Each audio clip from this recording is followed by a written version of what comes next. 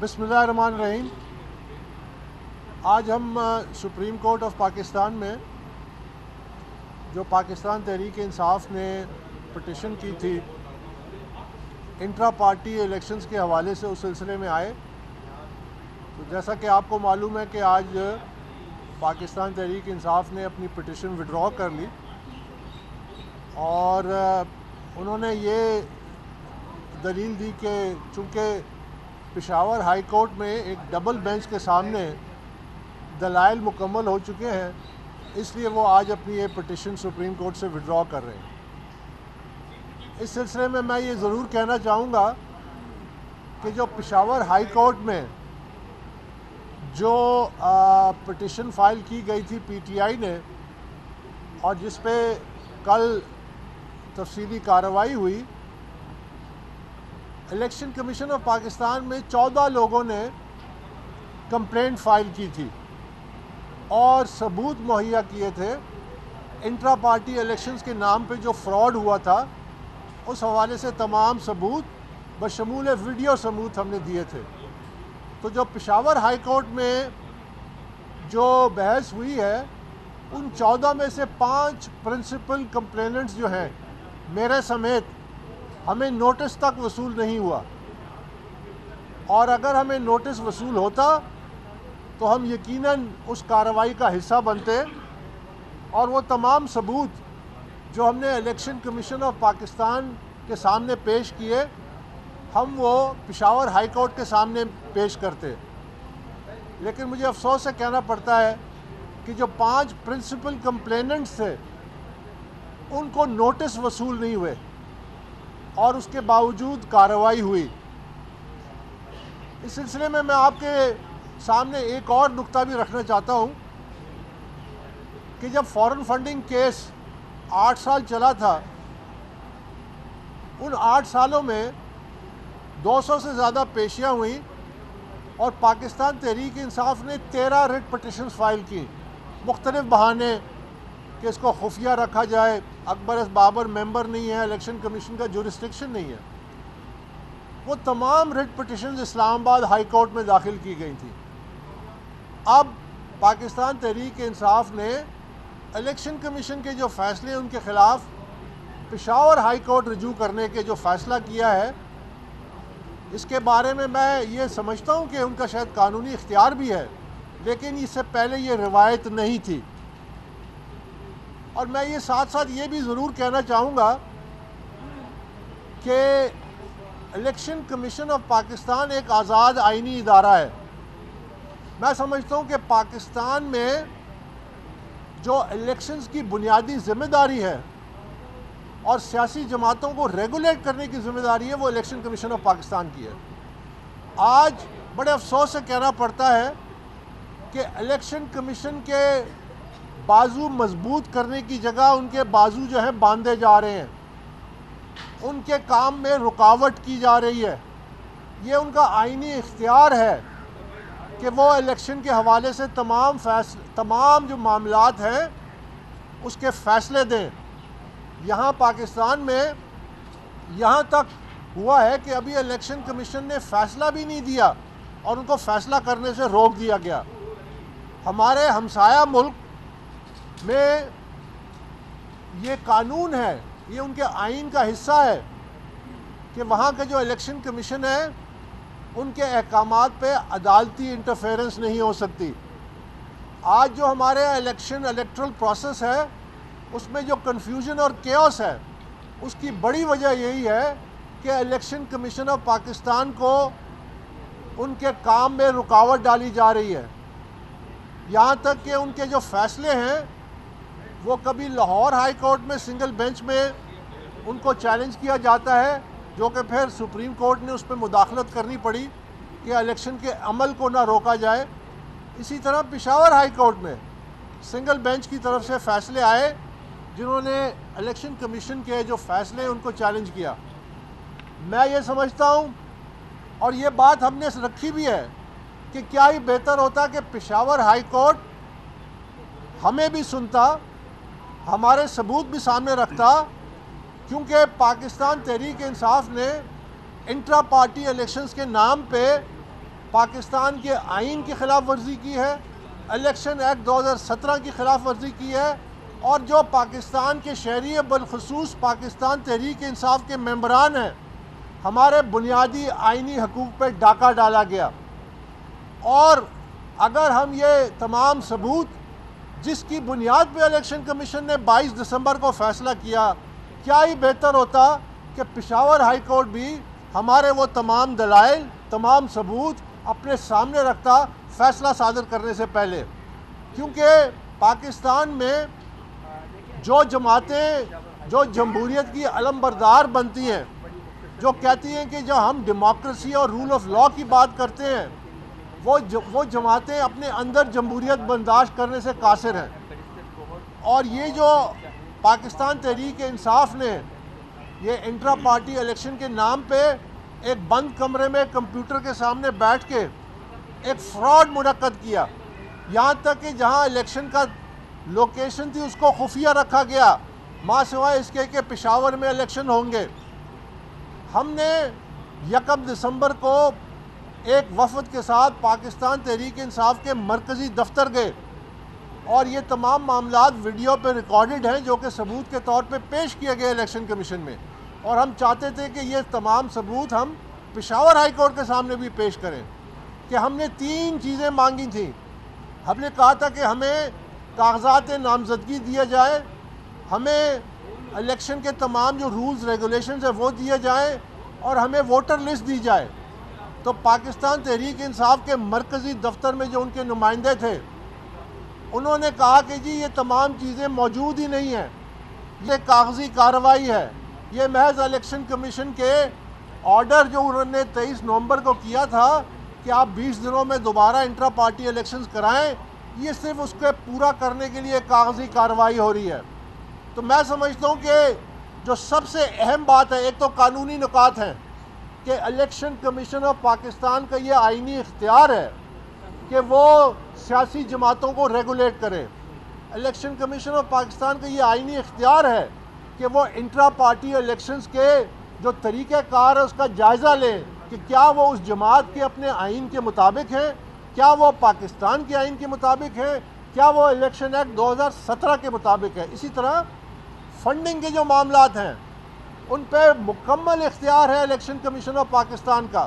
لیکن مجھے بڑے افسوس سے کہنا پڑتا ہے کہ یہ جو تازہ ترین گروپ ہے جس نے پاکستان تحریک انصاف پہ قبضہ کیا ہوا ہے، یہ چند وکلا کا گروپ جنہوں نے ٹکٹیں بانٹنی شروع کر دی ہیں، اور کل پاکستان تحریک انصاف کے مرکزی دفتر کے باہر ورکروں کا احتجاج بھی شروع ہو گیا ہے، جس کی میں نشاندہی پہلے سے کر رہا تھا۔ میں کہہ رہا تھا کہ یہ ورکروں کے حقوق پر ڈاکہ ڈالا جا رہا ہے، یہ آئینی حق الیکشن کمیشن سے نہیں لیا جا سکتا۔ پاکستان تحریک انصاف کے وکیل الیکشن کمیشن میں کھڑے ہو کے کہتے ہیں کہ پاکستان تحریک انصاف ایک پرائیویٹ اینٹی ہے۔ میں ان کو یاد دلانا چاہتا ہوں کہ پاکستان تحریک انصاف پرائیویٹ اینٹی نہیں ہے، یہ پاکستان تحریک انصاف کے ورکروں کے خون پسینے سے بنی ہے۔ یہ جو ووٹ بینک ہے اس کو کوئی ایک گروپ آ کے قبضہ کر کے اپنے لیے کیش کرانے کے چکر میں ہے کہ وہ کسی طرح سے اسمبلیوں میں آ جائیں، جن کی سیاست ختم ہو چکی تھی، وہ آج پاکستان تحریک انصاف پہ قبضہ کرنا چاہتے ہیں۔ ہم اس کی ہرگز اجازت نہیں دیں گے۔ اسی طرح پاکستان تحریک انصاف کے وکیل نے کہا کہ انٹرا پارٹی الیکشن جو ہیں یہ جس طرح لاہور جمخانہ کلب کے الیکشنز ہیں اس سے مشابہت دی۔ آپ اندازہ لگائیے کہ وہ اس کو ایک کوئی ایلیٹ کلب سمجھتے ہیں، اور کل ہم نے یہ سنا ہے کہ یہ کہا گیا ہے کہ الیکشن کمیشن کا اختیار ہی نہیں ہے کہ وہ انٹرا پارٹی الیکشن کے حوالے سے کوئی فیصلہ کرے۔ تو اگر الیکشن کمیشن آف پاکستان محض ایک ڈاک خانہ ہے تو پھر ہمارے ٹیکسوں کے کروڑوں روپے اس ادارے پہ کیوں خرچ کیے جاتے ہیں؟ اگر اس کے پاس کوئی اختیار ہی نہیں ہے، اگر پاکستان تحریک انصاف کے یہ وکلا سمجھتے ہیں کہ یہ سیاسی جماعت جو ہے یہ ان کی بادشاہت ہے، اس پہ وہ منوان اس کے حکمران ہیں، وہ جو فیصلہ کریں اس کے حق بجانب ہے، تو یہ نہیں ہوگا، یہ کسی آئینی ریاست میں نہیں ہو سکتا۔ یہ جہاں پہ آپ دعویٰ کرتے ہیں کہ جمہوریت ہے، یہ وہاں نہیں ہو سکتا کہ آپ بالکل مطلق العنان ایک بادشاہ بن جائیں اور جو چاہیں وہ فیصلہ کریں۔ اگر یہی کرنا ہے تو پھر الیکشن کمیشن کی کیا ضرورت ہے؟ ہمیں کوئی ایک ڈاک خانے کی ضرورت نہیں ہے جو ٹیکس پیئرز کے کروڑوں روپے پہ ہے پھر الیکشن کمیشن پہ تالا لگا دیں. میں یہ بات اس لیے کہتا ہوں کہ الیکشن کمیشن کے یہ آئینی اختیارات ہیں, ہمیں ان آئینی اختیارات کو مضبوط کرنا چاہیے, ہمیں ان کے ہاتھ مضبوط کرنے چاہیے. جب تک الیکشن کمیشن با اختیار نہیں ہوگا پاکستان میں شفاف الیکشن نہیں ہو سکتے. جس انداز میں پاکستان تحریک انصاف نے الیکشن کمیشن کے اختیارات کو چیلنج کیا ہے, انڈرمائن کیا ہے, یہ اس آئینی ادارے کو کمزور کرنے کے مترادف ہے. تو میری یہ درخواست ہے تمام عدالتوں سے کہ جس طرح ہمارے ہمسائے ملک میں ہوتا ہے کہ وہ الیکشن کمیشن کے اختیارات میں عدالتیں مداخلت نہیں کر سکتی, ہماری عدالتوں کو یہ بات سامنے رکھنی چاہیے کہ جس انداز میں وہ الیکشن کمیشن کے اختیارات میں مداخلت کر رہے ہیں اس سے ایک آئینی ادارہ کمزور ہو رہا ہے اور اس کے نتیجے ہمارے لیے بہت سنجیدہ ہو سکتے ہیں, کیونکہ ہماری جو سیاست ہے, ہماری جو جمہوریت ہے وہ داؤ پہ پڑ سکتی ہے. بہت بہت شکریہ. یہ بتائیے گا انٹرا پارٹی الیکشنز کے حوالے سے آپ نے کیس بھی کیا ہوا تھا اس سے پہلے الیکشن کمیشن میں, آپ پی ٹی آئی کے بانی ممبر ہیں اور پاکستان تحریک انصاف کے شروع کے کارکنان میں شامل ہیں. ماضی میں پی ٹی آئی کی کتنے انٹرا پارٹی الیکشنز میں آپ نے حصہ لیا ہے اس سے پہلے؟ اس سے پہلے پاکستان تحریک انصاف کے جو 2002 میں انٹرا پارٹی الیکشنز ہوئے تھے اس میں میں نے حصہ لیا تھا. اس کے بعد 2013 کے جو انٹرا پارٹی الیکشنز تھے اس پہ میں نے الیکشن کمیشن آف پاکستان میں ایک درخواست دی تھی کہ وہ الیکشن شفاف نہیں ہو رہے, جس کو بعد میں جسٹس وجی الدین کے تحت ایک کمیشن بنا. انہوں نے میرے الزامات اور دیگر الزامات ثابت ہوئے کہ وہ مینیپولیٹڈ اور ریگڈ الیکشنز تھے.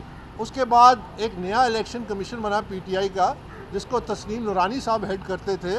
انہوں نے جب یہ وضع کیا کہ تمام قواعد و ضوابط ایک شفاف الیکشن کے لیے پی ٹی آئی کی لیڈرشپ سے, جس کے نتیجے میں پورے الیکشن کمیشن نے استعفیٰ دیا. تو یہ جنگ بڑی لمبی ہے, بڑی پرانی ہے, اور یہ جنگ اس لیے ہے کہ پاکستان تحریک انصاف کو رول ماڈل بننا تھا, پاکستان تحریک انصاف کو ایک ادارہ بننا تھا. پاکستان تحریک انصاف ورکروں کی جماعت ہے. ورکروں کو جو جماعت کہتی ہے کہ ہمیں لیول پلینگ فیلڈ چاہیے, وہ اپنے ورکروں کو کیوں نہیں لیول پلینگ فیلڈ دیتی؟ وہ مجھ جیسے فاؤنڈنگ ممبر کو کاغذات نامزدگی دینے سے کیوں قاصر ہے؟ وہ مجھ جیسے فاؤنڈنگ ممبر کو الیکشن کے قواعد و ضوابط دینے سے کیوں قاصر ہے؟ وہ مجھ جیسے فاؤنڈنگ ممبر کو جو الیکشنز کی بنیادی تقاضا ہوتا ہے کہ ووٹر لسٹ ہوتی ہے وہ دینے سے کیوں قاصر ہے؟ اس لیے کہ وہ جمہوریت پہ یقین نہیں رکھتے. اور یہی وہ جنگ ہے کہ ہم نے سیاسی جماعتوں کو جمہوریت کے یہ پلر بنانا ہے, فاؤنڈیشنز ہیں جس کے اوپر جمہوریت کی عمارت بنتی ہے. ہمارے ہاں ورکروں کو صرف اقتدار کے لیے استعمال کیا جاتا ہے, سیاسی جماعتیں صرف ایک سیڑھی ہیں اقتدار کے لیے.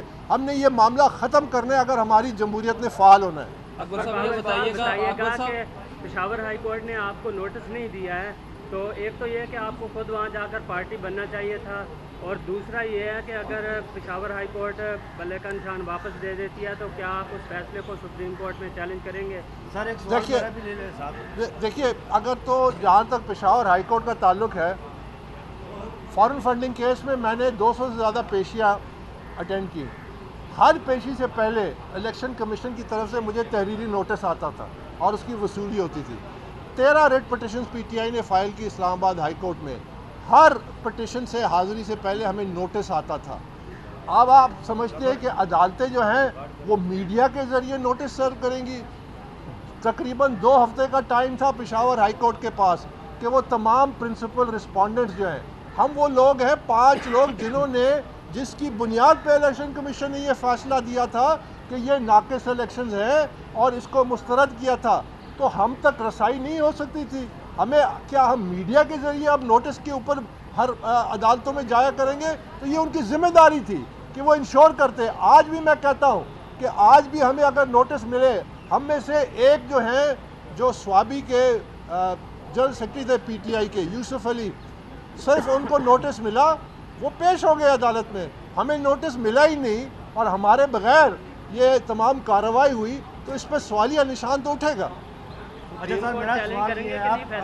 یقیناً اگر تو یہ فیصلہ جو کہ میں نے آپ کے سامنے بیان کر دیا اس حوالے سے, جو بھی فیصلہ آتا ہے اس کو ہم جائزہ لیں گے, لیکن اس پہ کوئی شک نہیں ہے کہ جو الیکشن کمیشن کا فیصلہ ہے اس کے دفاع کے لیے اگر ہمیں سپریم کورٹ جانا پڑا تو ہم جائیں گے۔ اچھا سر، میرا سوال یہ ہے کہ آپ نے جمہوریت کی بات کی، اچھی بات ہے، آپ جمہوریت پسند ہے۔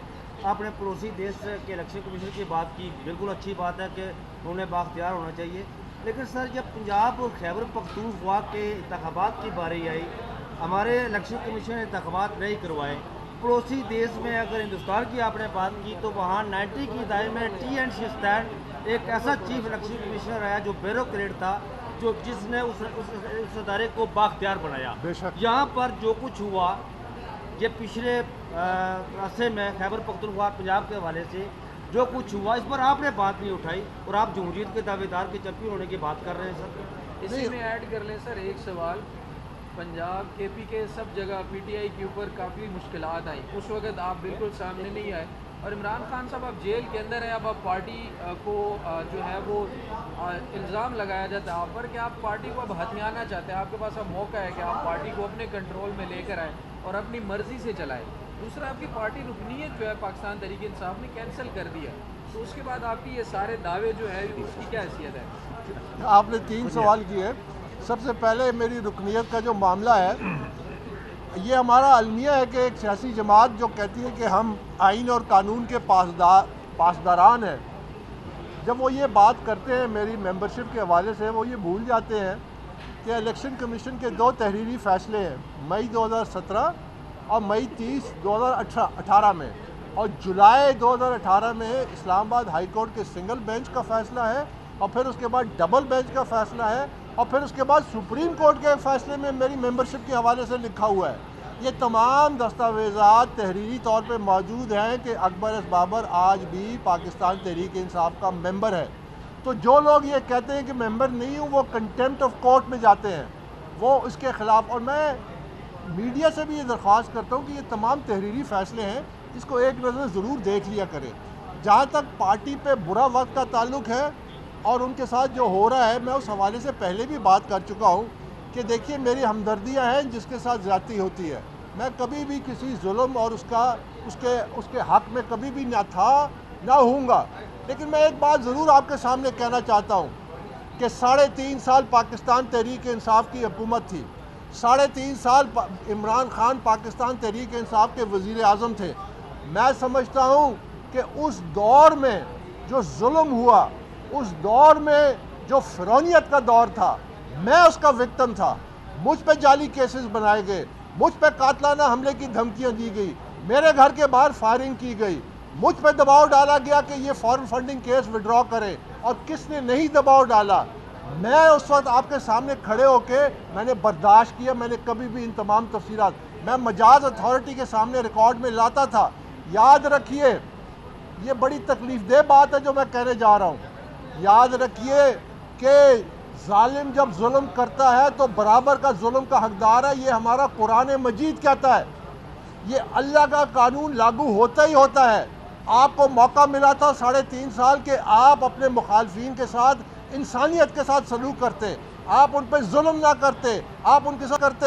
اگر آج آپ کے ساتھ زیادتی ہوتی تو میں بھی ساتھ کھڑا ہوتا۔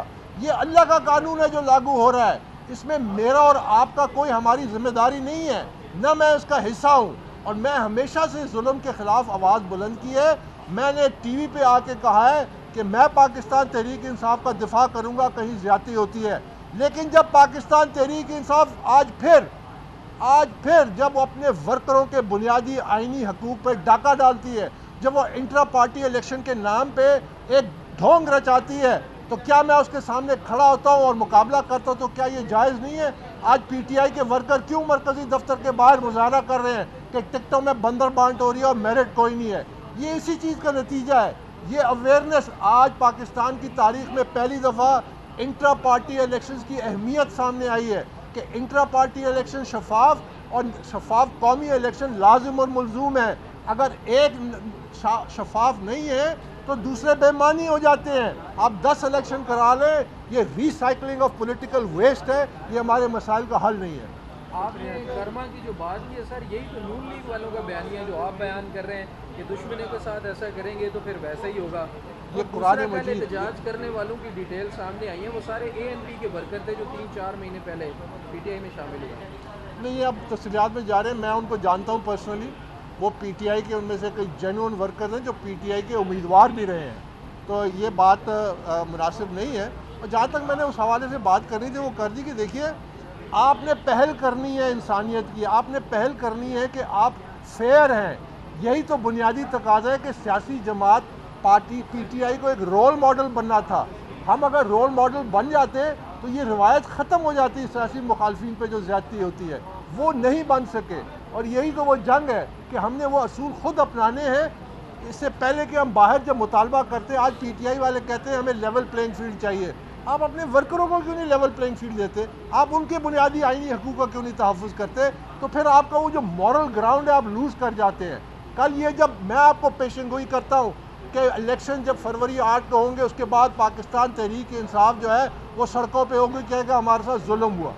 یہ آپ کو میں آج بتا دیتا ہوں, کیونکہ یہ چاہتے ہیں کہ پاکستان کی جو چابی ہے یہ ان کے حوالے کی جائے. یہ ان کی مرضی سے پاکستان ان کے حوالے نہیں کیا جائے گا. ان کی جو سیاست ہے انتشار کی اور تشدد کی, یہ پاکستان کے لیے ٹاکسک ہے. یہ پاکستان کو اس کو نقصان پہنچایا ہے, مزید پہنچائے گا. ان کو سوچنا چاہیے کہ یہ جو سیاست ہے یہ جس ڈھنگ پہ چل پڑے ہیں اس پہ دوبارہ سوچنے کی ضرورت ہے کہ یہ نیشن بلڈنگ کی سیاست نہیں ہے, یہ نیشن کو خلفشار اور انتشار میں ڈالنے کی سیاست ہے جو کسی صورت برداشت نہیں کرنی چاہیے. یاد رکھیے کہ ریٹ آف دا اسٹیٹ, جب ریٹ آف دا اسٹیٹ جس ملک میں نہ ہو, کیا امریکہ میں مارشل لا لگا ہوا ہے کہ جب کیپٹل ہل پہ حملہ کیا تو 2000 لوگوں کو ایک ایک کو ڈھونڈ ڈھونڈ کے 10 سال 15 سال 22 سال کیا دی جا رہی ہے. آج لوگ کہتے ہیں کہ جی معاف کر دیں, آج کچھ تجزیہ نگار ہیں وہ کہتے ہیں جی معاف کر دیں. کیا یہ کوئی ذاتی فعل تھا کسی اور شخص کے خلاف یا اسٹیٹ کے خلاف تھا؟ جب تک کوئی اسٹیٹ اپنی ریٹ آف دا اسٹیٹ قائم نہیں کرتی, وہ اسٹیٹ کی نہ معیشت چل سکتی ہے, نہ گورننس چل سکتی ہے, نہ امن و امان آ سکتا ہے. آپ کا نظام زندگی اسی طرح رہے گا انتشار کا شکار جو آج ہے.